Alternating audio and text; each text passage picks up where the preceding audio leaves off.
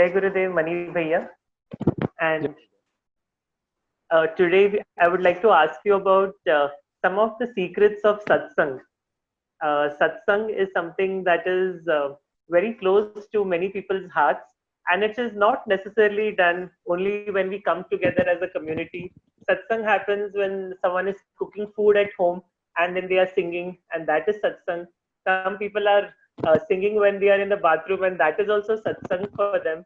So I ask you, what is it that makes a person feel like a Satsang? In satsang, what happens, you are able to drop everything else that takes you away from the present moment. Satsang in the word itself means the company of truth. Satsang. Truth is what is right now is the truth. What was in the previous, just one moment before, is not truth today, now, in this moment. And tomorrow's truth, we have no idea what it is going to be. So for us, the truth is one moment. And stress is what? When you miss the present moment, that is when the stress takes over. Right? So that which brings you into the present moment is satsang. So for that, what is needed is like, you cannot just consciously drop all your past, or consciously drop all your future without the presence of a master, physical presence of a master. It is very difficult. If you sit now, let me forget the past, not possible. Let me not think about the future, not possible at all. So there is a way, like you need a method to do it. Like we do meditation, when the meditation happens, when you, in the beginning, our mind is like going from past, future, past, future. And then suddenly something happens and the swing becomes a little smaller, and it becomes like slowly come to a standstill, where you really feel a lot of energy, a lot of joy and peace and love. So satsang, in a way, should bring about this phenomenon in a very natural manner, without any effort. So effort is required to meditate. Also, there is an effort involved to meditate. If you want to have a good night's sleep, also there is a little effort. What is the effort? You should not feel hungry.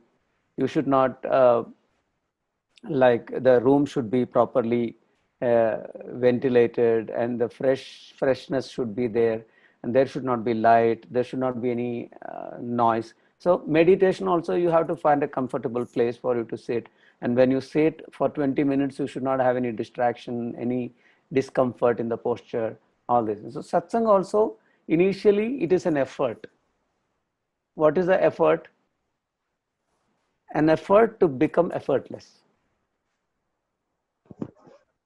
in the process, right?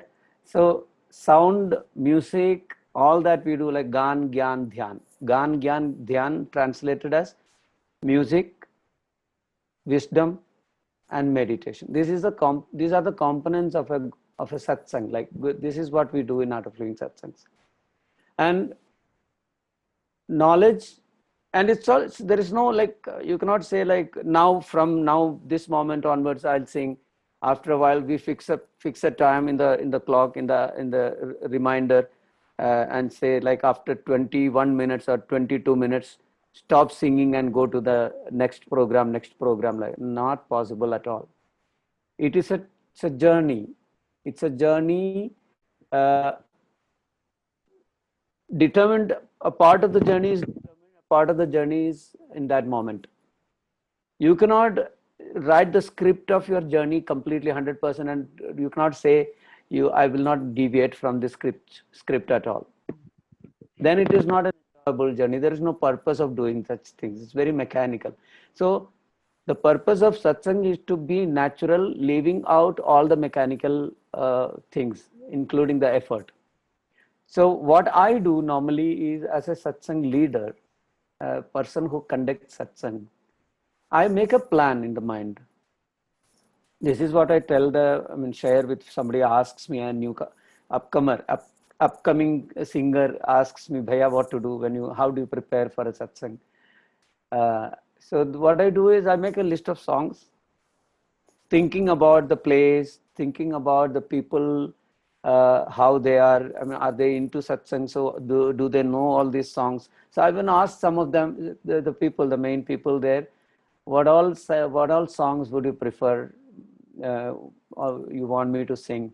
What happens? What runs there? In Punjab, certain set of songs run. In Tamil Nadu, it will be a different set of songs. If you go abroad in another place, another country, a different set of songs you have to prepare. Preparation in the sense, make a list of the songs and uh, be ready to be open to make the changes spontaneously also. Most of the time I find my list becomes, if I have written maybe a suggestion of 7 to 8 songs or 10 songs, I would have put as a suggestion for tonight's satsang. And most of the time, I don't even sing 5 or 6 of the songs in the list. I sing, I will those the 50% of the items in the list will be replaced in that moment.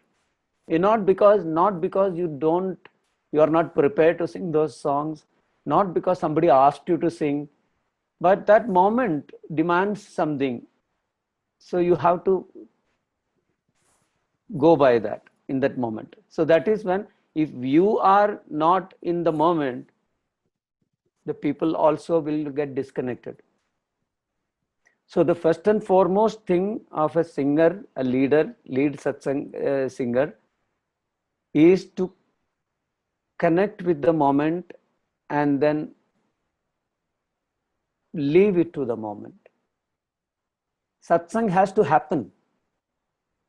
Initially, 1, 2, 3 songs will be like an ignition and the kickstart or the kicker of a scooter, whatever you call it. And once it moves, then there is no kicking and igniting and things like that. It is running. It has to run its way. You only need to control the steering. You only need to decide which way to go. And looking at the moment, looking at the conditions of the road, all these things, like a good recipe. There is a base recipe. If I like to take the example of sambar, because I like sambar very much.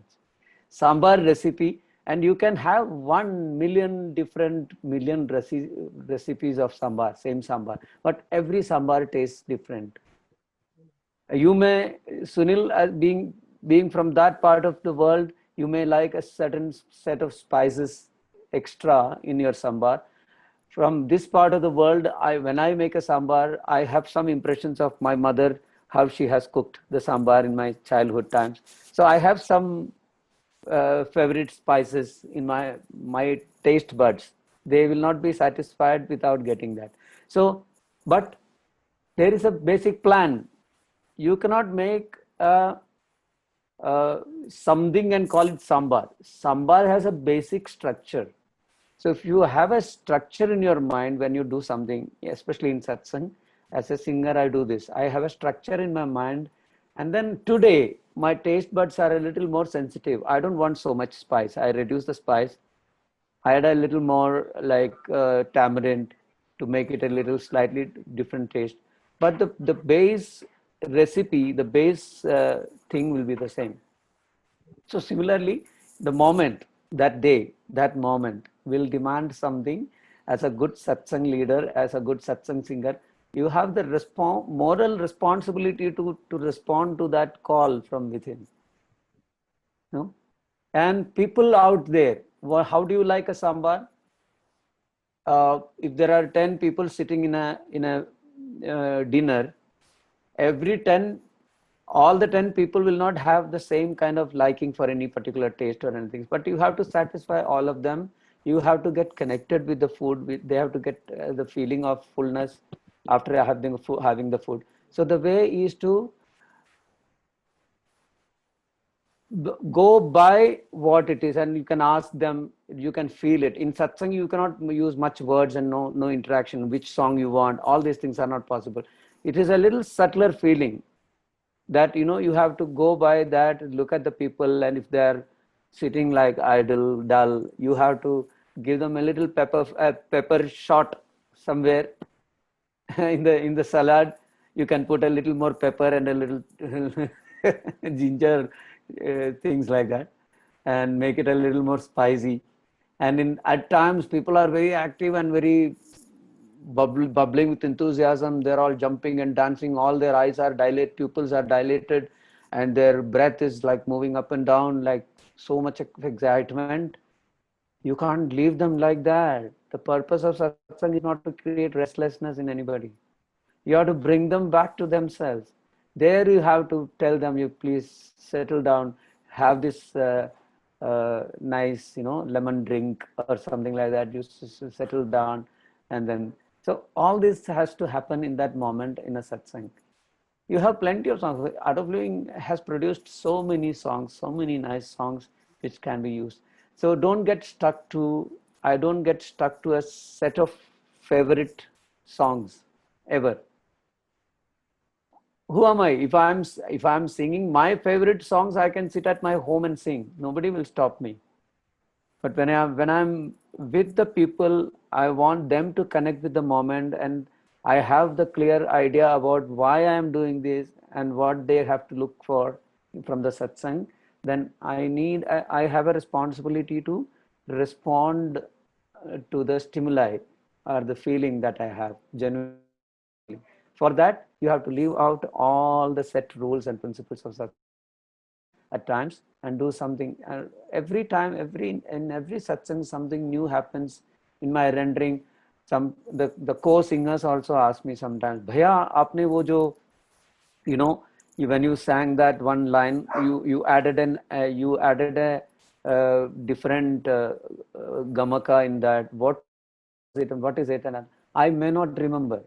Truly speaking, I may not remember that what I did in that moment. Then they, so that's a beauty of it. I enjoy such moments because I don't actually consciously do anything to make people happy, laugh, or anything. My conscious effort is just to connect myself with the moment, and then render whatever is coming, happening, just provide it to them, offer it to them, let them take. These are all signals. Just like a TV is tuned, only will get the signal. A TV that is powered and tuned only will get the signal. So the powering and tuning is the process of singing and meditation and the wisdom, sharing of the wisdom. And what they receive, what they exhibit, is according to their capability and their experience and their, it's up to them. I don't have to worry if somebody is sitting there and nobody is standing up and dancing in my satsang. I'm the least bothered about it. If one person is enjoying in the satsang, that means the signal is right. I'm a good instrument. I'm a good relay station to transfer the signal. So I don't have to worry about the entire crowd at all. So satsang is that. Satsang is not partly effort. I will not say you don't plan it and just come sit there, let the divine take over. Divine will not take over if you don't participate in life. Divinity cannot take over your life. You have to participate.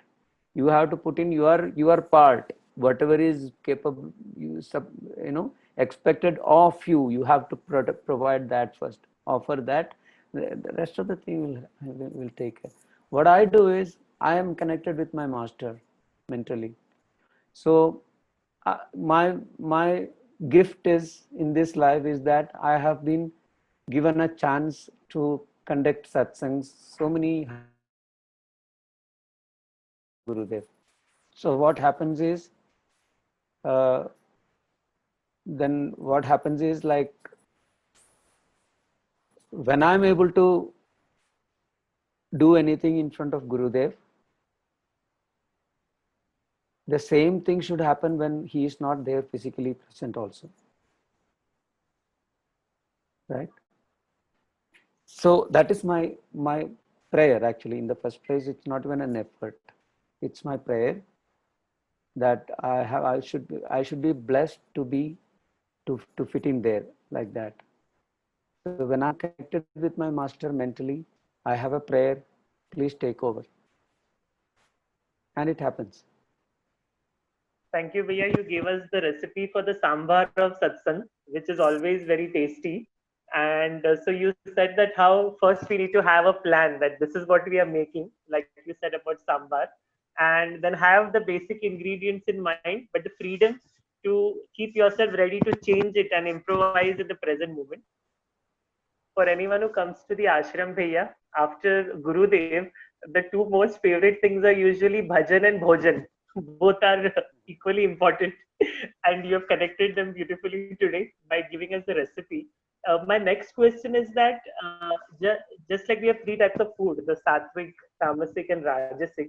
So similarly, are there certain ingredients that should not be in a satsang? Certain in terms of the instruments or the kind of music that you feel will disturb this experience from making it sattvic. Just like in the other recipes, we say that certain foods are rajasic or tamasic should not be if you want to eat in a sattvic way. So, could you shed light on that? No, I think I put it this way because nothing is insignificant on this planet. Everything has its place. Everybody has their own place on this planet. However insignificant they look for other people or they consider themselves to be, it's absolutely a wrong idea. About this planet, every blade of grass has got its own significance. It may not look huge like Mount Everest, So Rajasic, Tamasic, all these considerations are for our understanding about how to use things, how much to use. In food, we say in Ayurveda, we speak about a lot of quality food, quality of food and all. What happens is normally when we tell people don't have red chilies because you already have some problems which will be aggravated by excessive use of red chilies. In that case, the patient should understand it is not that it is not for them for the rest of their life. No. Why the doctor has to advise don't touch red chili for some time now is because they have misused it, overused. So like that, Rajas and Tamas are an integrated part of Sattva. If Rajas and Tamas don't exist on this planet, Sattva simply doesn't exist. What do you call Sattva then? So going further from the concept of Sattva, Rajas, Tamas, I would rather say, and for activity, for an interaction like this, what is in play is your Sattva and Rajas. Action has to happen, Rajas has to be there along with Sattva. And if you have to leave every action and then go rest well to get a very peaceful, sound sleep, Sattva alone cannot bring that to you. You need Tamas. So without rest, can you be active properly? You will be only overactive, hyperactive. So Tamas adds to your proper activity in one way, directly or indirectly. How? When you rest, there should be a dominance of tamas there so that you rest well. Then when you wake up, you are fresh, you have the sattva, and to act, you need a little more rajas there than the tamas. So in a satsang also, I don't negate something which is something as not part of satsang. Categorize the activities happening in the satsang as gan, gyan, and dhyan, meditation, singing, and knowledge. And you cover entire activity like 1 hour, 2 hours satsang, whatever happens in that, you can put it under these. But the end of the day, at the end of the satsang, when you close the satsang, there should only be fulfillment, satisfaction, and wanting a little more. Not, I am satisfied, I'm full, now I can't.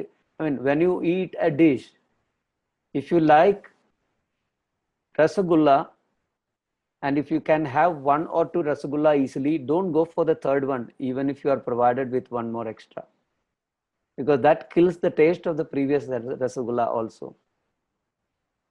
Does it make sense to you?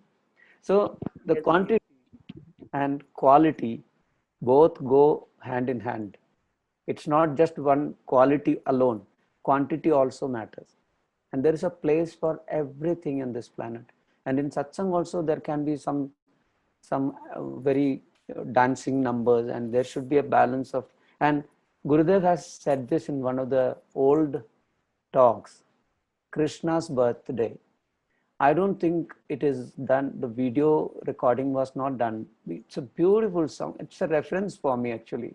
I get back to it again and again just to have, more clarity about satsang and songs.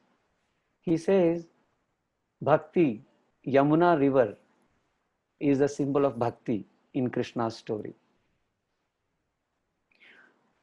When the Nanda Gopa, Krishna's father, Yashoda Ma's husband, because of the challenge to the child, he was supposed to take, not Vasudeva.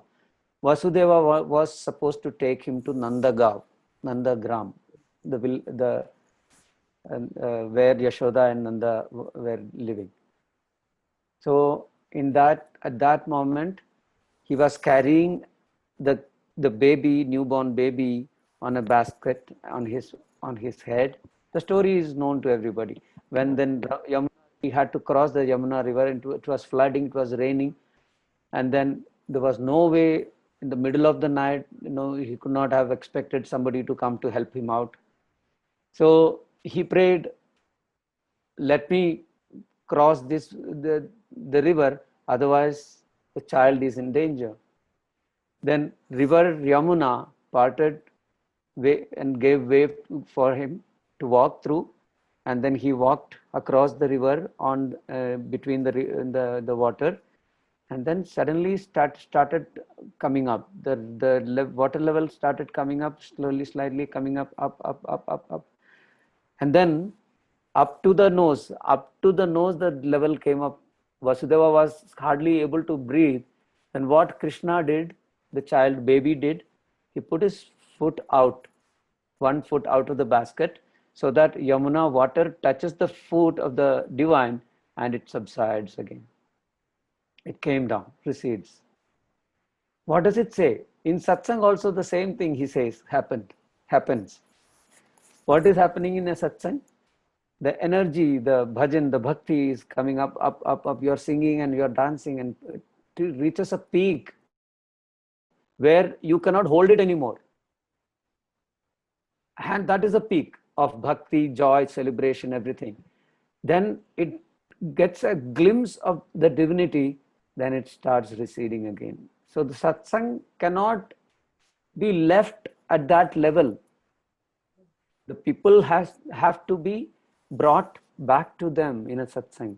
So every song, if not every song, at least as the satsang progresses, the wave has to be like that, and it has to recede also. You cannot sing a very rajasic and fast number in the end and leave people in the air like that. They have to be touching the ground. They have to be in touch with the reality. Otherwise, it will be all airy fairy. They will get back home. They won't be able to know what to do, what not to do. And mostly the satsang happens in the night time. Mostly the satsang happens in the night time, and then they lose the sleep. That is not the purpose of satsang. The purpose of satsang is to get good sleep also. So I would rather say, if there is a demand, one more song, one more rasagulla, the mind says, stop. That's the ideal way to end a satsang. One more song is going to be like one more and one more, then they are going to collapse after that. Enough. There should be a little want for more, so that they have that longing to get connected again, And without the longing, yesterday we were talking about that, no, love and longing. Gurudev speaks in Narad Bhakti Sutra. That longing, through the longing, the love shines little more. So longing for another satsang has to be maintained. Otherwise, it becomes very familiar. You have got, I mean, plenty of satsang, plenty of satsang. Now enough for 1 year. I don't want to go for a satsang. That is not the end of any satsang. It should not be the end of any satsang, the feeling. Feeling has to be like, such wonderful, beautiful experience. I want more. Huh? Then they will walk in that direction in a settled way. Right. Thank you so much, Priya. I can't say I'm satisfied, but with what you said, I think I'll wait for another session with you to ask more questions. And I hope all our viewers will join us again soon for this satsang with Mani Anna, where through his musical words, we can traverse that very same journey that he makes us go through with his actual music. Jai Gurudev. Namaste.